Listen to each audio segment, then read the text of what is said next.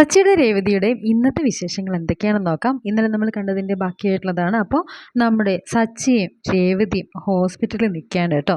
നമ്മുടെ സുധിയുടെ കണ്ണാണെങ്കിൽ ആകെ പോയി കിടക്കുകയാണല്ലോ. ഓപ്പറേഷനും കഴിഞ്ഞു. അപ്പോൾ നമ്മുടെ സുധി ആരും ഓടിക്കുന്നതിൻ്റെ ഇടയ്ക്ക് സംഭവിച്ചാണെന്നാണ് വർഷയോട് ഇവർ പറഞ്ഞിട്ടുള്ളത്.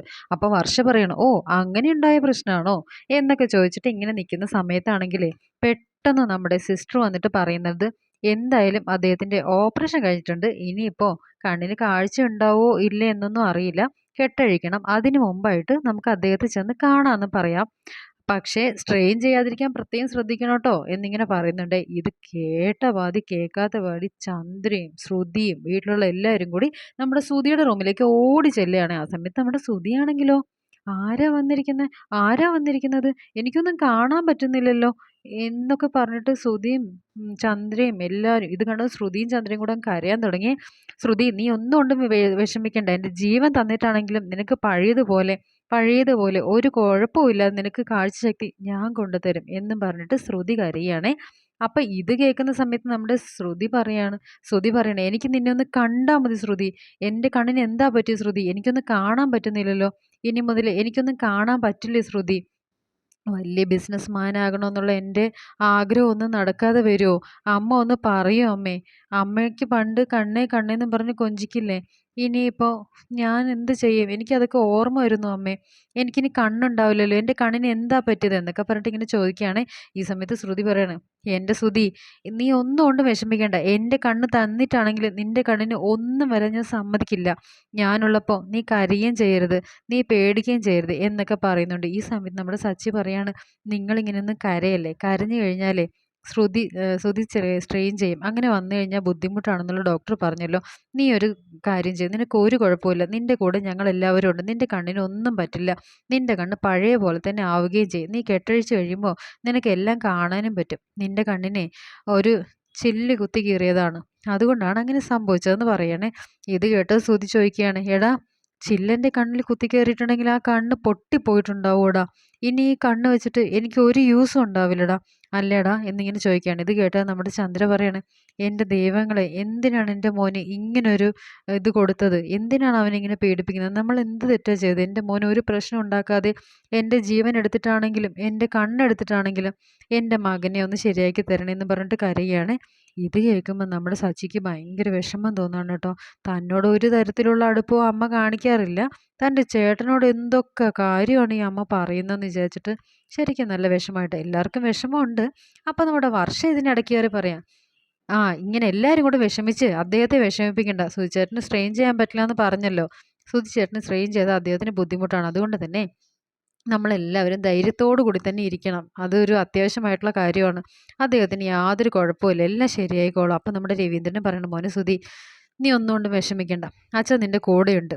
ശ്രീകാന്തും പറയാണ്, എന്ത് വന്നാലും നിന്നെ പഴയതുപോലെ ഞങ്ങൾ തിരിച്ചു കൊണ്ടുവരോടാ, നീ ധൈര്യമായിട്ടിരിക്കേ, പിന്നെ പാവം ഏടത്തിയുടെ കണ്ണ് വരെ നിനക്ക് വേണ്ടി തരാൻ വേണ്ടി റെഡി ആയിട്ടില്ലേ, നീ കരയരുത്.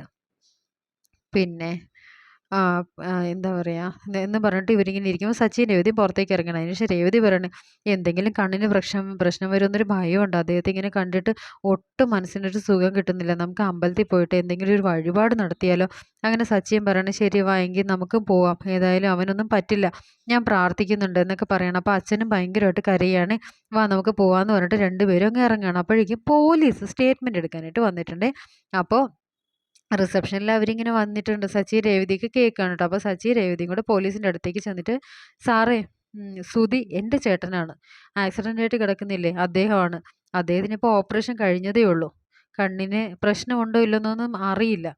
അപ്പോൾ പോലീസ് പറയാണ്, ദേ ഞാൻ സ്റ്റേറ്റ്മെൻറ്റ് എടുക്കാൻ വന്നതാണ്, നിൻ്റെ ചേട്ടൻ ആരുടെയോ പിന്നാലെ ഓടിയല്ലോ, അപ്പോൾ ട്രാഫിക് പോലീസിൻ്റെ തല പൊട്ടിച്ച് വെച്ചിരിക്കുന്നത് കണ്ടോ, കല്ലെടുത്ത് എറിഞ്ഞതാണ് അവൻ. ഇത് കേട്ടെന്ന് സച്ചി പറയണു, ഓ ഇനി അതും കൂടി അവൻ ചെയ്തോ, സോറി സാറേ, അവൻ അറിയാതെ ചെയ്തതായിരിക്കുള്ളൂ, അവൻ എന്തായാലും ബോധം വന്നിട്ടുണ്ട്. അങ്ങനെ പോലീസുകാരെന്ത് ചെയ്തു, അവരങ്ങനെ അകത്തേക്ക് ചെല്ലുകയാണ്. അവരങ്ങോട്ട് അകത്തേക്ക് ചെന്ന് കഴിഞ്ഞപ്പോഴേക്കും നമ്മുടെ ചന്ദ്ര പറയാണ്, ഏതോ ഒരു വണ്ടിക്കാരൻ അവനെ എൻ്റെ മോൻ്റെ നേതൃത്വ വണ്ടി എടുപ്പിച്ചു, അവനെ പിടിച്ച് അകത്തിടണം സാറേ. ആ സമയം പോലീസുകാരൻ പറയും, ഏതോ ഒരു വണ്ടിക്കാരൻ നിങ്ങളെ മകനെ കൊണ്ട് വണ്ടി എടുപ്പിക്കുകയല്ല ചെയ്തത്, നിങ്ങളുടെ മകൻ വണ്ടിയുടെ മുമ്പിൽ ചാടുകയാണ് ചെയ്തത്. ഇത് കേട്ടതും ചന്ദ്ര, എന്താടാ ശ്രുതി നീ കേൾക്കുന്നത്, ആ അമ്മേ ഞാനൊരാളെ ഓടിച്ചിടുകയായിരുന്നു. ആരെ? എൻ്റെ കയ്യിൽ നിന്ന് 30 ലക്ഷം രൂപ തട്ടിയെടുത്ത ഒരാളെ. വീട് തരാമെന്നും പറഞ്ഞിട്ട്. അയാളുടെ പിന്നാലെ ഞാൻ ഓടി ഓടി ചെന്നതാ. അവനെ ഓടുന്ന സമയത്താണമ്മേ ഇതൊക്കെ സംഭവിച്ചത്. സത്യം പറഞ്ഞു കഴിഞ്ഞാൽ എനിക്ക് അവനെ പിടിക്കണമെന്ന് മാത്രമേ ഉണ്ടായിരുന്നുള്ളൂ അമ്മേ. ഈ സമയത്ത് ട്രാഫിക് പോലീസുകാരൻ പറയാം, എൻ്റെ തലയിലപ്പം നീ കല്ലെടുത്തെറിഞ്ഞതോടാ? നിങ്ങളവിടെ നിൽക്കുന്നുണ്ടോ? എനിക്ക് കാണാൻ പറ്റുന്നില്ല സാറേ. ഞാൻ നിങ്ങളുടെ കല്ലെടുത്തെറിഞ്ഞത് അവൻ്റെ വണ്ടിക്ക് കല്ലെടുത്തെറിഞ്ഞതാണ്. ഞാൻ ഞങ്ങൾക്ക് ബംഗ്ലാവ് തരാമെന്ന് പറഞ്ഞിട്ട് മറ്റൊരാളുടെ ബംഗ്ലാവ് കാണിച്ചുകൊണ്ട് ഞങ്ങളെ പറ്റിച്ച് പൈസ മേടിച്ചിട്ടുണ്ടായിരുന്നു. അവനെ കണ്ടു കഴിഞ്ഞപ്പോൾ ഞാനങ്ങ് പെട്ടെന്ന് എല്ലാം മറന്നുപോയതാ സാറേ. ഈ സമയം സച്ചി പറയാം, എടാ നീ അവനെ കണ്ടോ? കണ്ടെങ്കിൽ നിനക്ക് പോലീസ് സ്റ്റേഷനിൽ ചെന്ന് വിളിച്ചറിയിച്ചാൽ പോരെ? നീ എന്തിനാണ് ഇങ്ങനെ ചെയ്തത്? അല്ലെങ്കിൽ നമ്മുടെ ആരെങ്കിലും വിളിച്ച് പറഞ്ഞെങ്കിൽ നമ്മുടെ കൂട്ടുകാരാരെങ്കിലും വന്നിട്ട് അവനെ എന്തെങ്കിലും തിരക്കി കണ്ടുപിടിക്കില്ലായിരുന്നോ? അതിന് പകരം നീ എന്തിനാണ് വണ്ടിയുടെ പിന്നാലെ ഓടിയിട്ട് അതിന് വല്ല കാര്യമുണ്ടോ സുധി ഇതൊക്കെ എന്ന് ചോദിക്കുകയാണ്. അപ്പോഴേക്കും തന്നെ ഞാനതൊന്നും ഓർത്തില്ല ചേട്ടാ എന്ന് പറഞ്ഞിട്ട് സുധി സംസാരിക്കുന്നുണ്ട്. ഇനി ഇങ്ങനെയൊന്നും ഉണ്ടാവരുതെന്നും പറഞ്ഞിട്ട് താക്കീത് കൊടുക്കുകയാണ് കേട്ടോ. അപ്പോൾ അതിനുശേഷം സ്റ്റേറ്റ്മെൻ്റ് ഒക്കെ എടുത്തിട്ട് പോലീസുകാരങ്ങ് പോവുകയാണേ. അപ്പോഴേക്ക് ഡോക്ടർ വന്നു. എന്നിട്ട് ഡോക്ടർ, നിങ്ങളെല്ലാവരും കൂടെ എന്തിനാ ഇങ്ങനെ കൂടി നിൽക്കുന്നത്? ഞാൻ പറഞ്ഞല്ലോ അദ്ദേഹത്തിന് സ്ട്രെയിൻ എടുക്കരുത്. നിങ്ങൾ ഇത്രയധികം ആൾക്കാർ ഉള്ളിക്കയറി നിന്ന് കഴിഞ്ഞാൽ അദ്ദേഹത്തിന് സ്ട്രെയിൻ കൂടത്തല്ലേ ഉള്ളൂ. അങ്ങനെ ആരെങ്കിലും ഒരാൾ മാത്രം ഇദ്ദേഹത്തിൻ്റെ കൂടെ നിന്നാൽ മതി എന്ന് പറയണം. അപ്പോഴേക്കും ശ്രുതി പറയാം, ഞാൻ നിൽക്കാം, മറ്റുള്ളവരോടൊക്കെ പുറത്ത് പൊക്കോളാൻ പറയുകയാണേ. അങ്ങനെ പുറത്തേക്ക് ചെന്ന് നിൽക്കുകയാണ്. ഈ സമയത്ത് വർഷയും ശ്രീകാന്തും കൂടി വന്നിട്ടുണ്ട് കേട്ടോ. അങ്ങനെ ഇവർ ഈ ബില്ല് പുറത്ത് വന്ന് വാങ്ങാൻ വേണ്ടി വന്നതാണ്. അപ്പോഴേക്കും ബില്ല് സച്ചിയുടെ കയ്യിൽ കൊടുക്കണം. അപ്പോൾ സച്ചിയുടെ കയ്യിലാണെങ്കിൽ ഇത്രയും പൈസയും ഇല്ല. 75,000 രൂപ നമ്മളെങ്ങനെ ഒപ്പിക്കും രേവതി? നീ ആരോടെങ്കിലുമൊക്കെ കടം ചോദിക്കുക, ഞാനൊന്ന് ചോദിക്കാമെന്ന് പറഞ്ഞിട്ട് അങ്ങനെ അവർ കടമായിട്ട് പൈസ ഒപ്പിച്ചുകൊണ്ടിരിക്കുകയാണ്. ഈ സമയത്ത് രവീന്ദ്രൻ ഒരു തോന്നൽ വരികയാണ്, എന്തോ പൈസയുടെ ഇഷ്യൂ അല്ലേ എന്ന് പറഞ്ഞിട്ട് രവീന്ദ്രൻ ചെന്ന് സച്ചിയോട് പറയുകയാണ്, നിൻ്റെ കയ്യിൽ പൈസ ഉണ്ടാവില്ലല്ലോ, ഞാൻ കെട്ടിക്കോളാം. അപ്പോൾ നമ്മുടെ സച്ചി പറയാം, വേണ്ട അച്ഛാ, അതൊന്നും കുഴപ്പമില്ല, അത്രയുള്ള പ്രശ്നമൊന്നും ആയിട്ടില്ല, ഞാൻ കെട്ടിക്കോളാം, അച്ഛൻ സമാധാനമായിട്ടിരിക്കുന്നു പറയാൻ. അങ്ങനെ അവരെയൊക്കെ വിളിച്ച് നമ്മുടെ സച്ചി രേവതിയും കൂടി പൈസ അറേഞ്ച് ചെയ്ത് കെട്ടുകയാണ്. അടുത്ത സീനിലായിട്ട് കാണിക്കുന്നത് നമ്മുടെ ശ്രുതിയാണ് കാണിക്കുന്നത് കേട്ടോ. അപ്പോൾ ശ്രുതിയുടെ കൂടെ ശ്രുതിയാണല്ലോ ഇരിക്കുന്നത്. അപ്പോൾ രണ്ടുപേരും കൂടെ ഇരിക്കുന്ന സമയത്ത് പിന്നെ ശ്രുതിയാണെങ്കിൽ മൊത്തം നെഗറ്റീവ് പറഞ്ഞുകൊണ്ടിരിക്കുകയാണ്. എന്തിനാണ് ശ്രുതി എൻ്റെ കണ്ണിന് ഇങ്ങനെയൊക്കെ പറ്റിയത്? എൻ്റെ കണ്ണിന് കാഴ്ചയില്ലാതാക്കിയല്ലോ, ഞാൻ എന്ത് ചെയ്യും എന്നൊക്കെ പറഞ്ഞിട്ട് കരയാണ് കേട്ടോ. അപ്പോഴേക്കും ശ്രുതി പറയാം, നിങ്ങളൊന്നും കൊണ്ടും പേടിക്കണ്ട, നിങ്ങളുടെ കണ്ണിനെ അത് പഴയതിനേക്കാളും ഗംഭീരമായിട്ട് തന്നെ തിരിച്ചു കിട്ടും. നിങ്ങൾ ധൈര്യമായിട്ട് തന്നെ ഇരിക്കുക, എനിക്കൊന്നിനും ഭയമില്ല.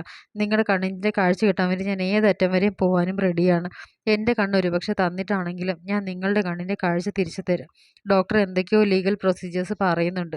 അതായത് മരിച്ചവരുടെ കണ്ണ് മാത്രമേ എടുക്കാൻ പറ്റുള്ളൂ, ജീവനോട് കൂടി ഇരിക്കുന്നവരുടെ കണ്ണ് എടുക്കാൻ പറ്റില്ല, അങ്ങനെയൊക്കെ പറയുന്നുണ്ട്. പക്ഷേ എനിക്ക് അതിനെക്കുറിച്ചൊക്കെ ഒന്ന് ഓർത്തിട്ട് യാതൊരുവിധ പേടിയുമില്ല. ഞാനത് തയ്യാറാണ്. ഞാനതിന് എന്തൊക്കെ വന്നാലും എനിക്ക് ജീവനോട് കൂടി ഇരിക്കണമെന്നില്ല. നിങ്ങൾ നന്നായിരുന്നാൽ മാത്രം മതി. ഈ സമയത്ത് ശ്രുതി പറയാണ്, സത്യമായിട്ടും നിന്നെ പോലൊരു ഭാര്യ കിട്ടാനായിട്ട് ഞാൻ പുണ്യം ചെയ്യണം. നിനക്ക് എന്തെങ്കിലും പറ്റിയാൽ എനിക്ക് സന്തോഷം ഉണ്ടാവുമോ? എനിക്കൊരു സന്തോഷം ഉണ്ടാവില്ല ശ്രുതി. നിനക്കൊന്നും പറ്റരുത്. എൻ്റെ കൂടെ നീ എപ്പോഴും ഉണ്ടാവണം, ഇതുപോലെ തന്നെ ഉണ്ടാവണം എന്നൊക്കെ പറഞ്ഞിട്ട് കരയാണ് കേട്ടോ. അങ്ങനെ ശ്രുതിക്ക് ഭക്ഷണമൊക്കെ കൊടുത്തു കഴിഞ്ഞിട്ട് ശ്രുതി അങ്ങോട്ട് ഉറക്കുകയാണ്. അപ്പോൾ സമാധാനത്തിലൊക്കെ പറഞ്ഞിട്ടങ്ങ് ഉറക്കുകയാണ് കേട്ടോ. പിറ്റേ ദിവസം രാവിലെ തന്നെ ചന്ദ്ര റെഡി ആയിരിക്കുകയാണ് കേട്ടോ. ചന്ദ്ര എല്ലാവരും വിളിക്കണം, വാ നമുക്ക് ശ്രുതിയുടെ അടുത്തേക്ക് പോകാം, ശ്രുതിക്കുള്ള ടിഫിനും എടുക്കണം. രേവതി, എടി രേവതി എന്ന് പറഞ്ഞിട്ട് രേവതി അന്വേഷിച്ച് നടക്കുകയാണ്.